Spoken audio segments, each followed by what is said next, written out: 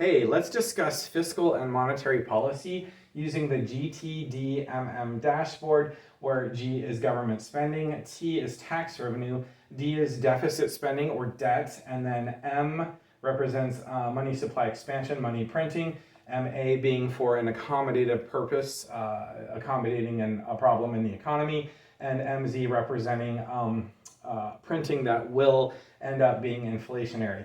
So fiscal policy deals with the spending, taxation, and borrowing of the government. So fiscal policy incorporates the G part of the model. It also incorporates the taxes, and it also incorporates the borrowing, the deficit or debt. That's your fiscal policy right there. Fiscal policy's goal is to smooth out these business cycles. Perhaps you're supposed to be on some kind of trend line there. And of course, sometimes you're going too quickly, sometimes you're not growing when you should be, and it's not often that you're right on trend. And so the goal of fiscal policy is to make your growth blunted and your recessions and your downturns actually blunted as well. So kind of stabilize. Maybe the goal is to, rather than have such sharp corrections each direction, maybe something a little bit smoother like this would be more desirable and cause less pain. And so that's the goal of both fiscal and monetary policy, but we're starting again with fiscal policy. So during a growth period, the fiscal policy is this.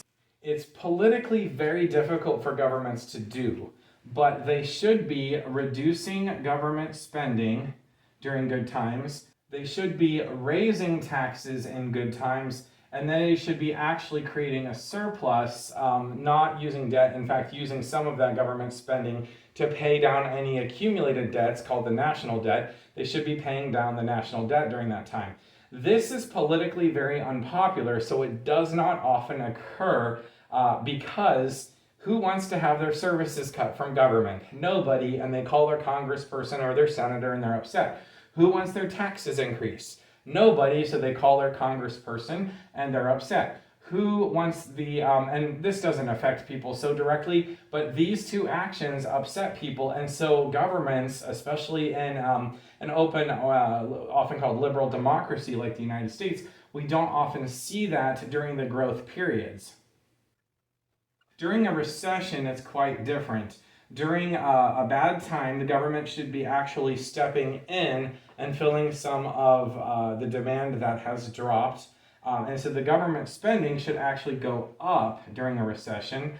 Taxes should be cut, and the debt, of course, will increase to pay for this imbalance of government spending with tax revenue. This is extremely political popular. First of all, people are feeling pain during a recession, and so when the government increases spending, that's extremely popular. And of course, everybody likes to have their taxes cut. So governments typically do not have any problem whatsoever conducting appropriate fiscal policy during a recession. I do want to say something about this response to recessions. It's counterintuitive if you've ever done a household budget, because if you're having a personal recession, meaning your income has dropped, you're not typically going to spend more money. You tend to trim the budget. You are relying on savings or sometimes borrowing in order to make ends meet. It's very difficult, and so you tend to pull back on consumption. That's quite the opposite of what the government does. The reason the government does this is it is thought that when there's a bad time, the government can smooth it out, make it less severe by spending to fill in the gap that's created with idle economy as the recession's happening. So it's somewhat counterintuitive, but we have a lot of good science behind it that says that's what we should be doing there. Eases the pain of the recession and is thought to the unemployment, which spikes and takes a long time to fix. It's thought that helps those to create less pain for the economy. Let's move on now to monetary policy.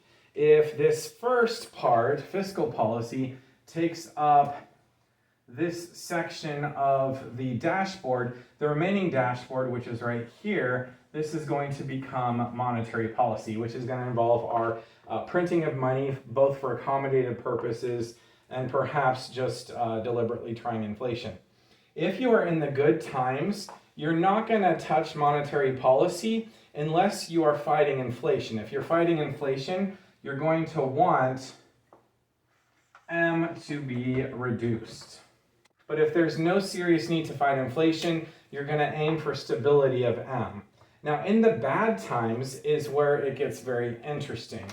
In the bad times is when you're actually going to expand the money supply. And again, that is thought that one problem that can occur is if you're in a recession, money might be locking up. Large institutions, people with a lot of money, foreign investors, things, they might be scared to be passing their money around. They might try to kind of hoard it. There's not a lot of room for budging in the economy. And so what may need to happen is more money may need injected into the system to allow things to loosen up so trade can occur on a normal rate. And so it's injected during recessions to ease the pain that could be caused on the monetary side, meaning there's not enough money flowing around to make things happen. If you notice, I didn't really say whether it's accommodative or MZ, which is going to cause inflation. The hope is, unless you already have inflation and you're trying to reduce the money supply, the hope is you're going to work within the confines of accommodative monetization. The problem is we don't exactly know where the line is here. It's kind of an unknown probability of when you're going to cross the line, and you don't know you crossed the line until after you've done it. And so after a period of time, if it's a surprise and it's not a regularly occurring thing. So since we don't know what that is, we just use M in a general sense there. These prescriptions are supposed to work in tandem while during the business cycle in order to smooth things out. And they are a broad consensus. You might call it the new macroeconomic consensus. There's other words for it as well, such as like the neoclassical synthesis, stuff like that. The thought is, and this is why the central bank at this time is able to, if allowed, to kind of operate in a somewhat nonpartisan manner. I don't really think you're ever truly nonpartisan, but both Republican or right-leaning Fed members and your Democratic or left-leaning members have a broad consensus. They argue about the details, but during periods where things are okay and growth is pretty good, most people are like, let's focus more on policies that help shape us, that help that growth to continue.